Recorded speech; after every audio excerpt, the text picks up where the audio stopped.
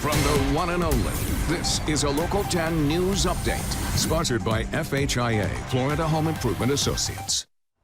Good afternoon, I'm Samantha Bryant. Here's a look at stories making news on this Wednesday.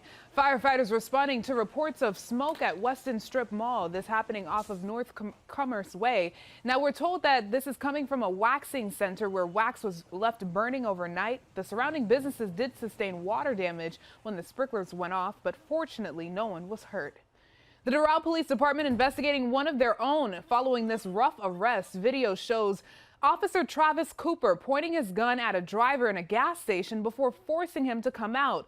Craig Nemhard was then slammed to the ground. The impact broke his leg. He was initially charged, but the case was later dropped. He plans on filing a civil rights lawsuit.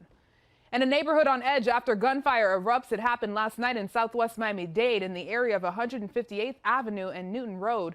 Neighbors tell Local 10 that a man on an ATV was shot at in the street. He was reportedly taken to the hospital by a Good Samaritan. We're working to confirm those details with police.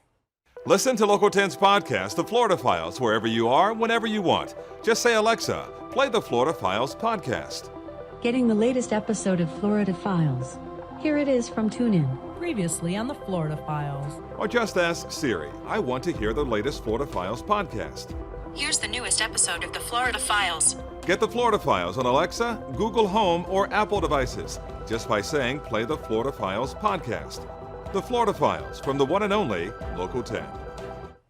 A critical clue caught on camera could help crack the case of a deadly hit and run. Police are searching for the driver of this silver Nissan Maxima. They say that it struck and killed 29-year-old Freddie Sanchez last month. The impact was so strong that the bumper came off. Yesterday, officers and the victim's distraught family returned to the scene on Northwest 79th Street near 10th Avenue to hand out flyers, hoping that this would lead to an arrest.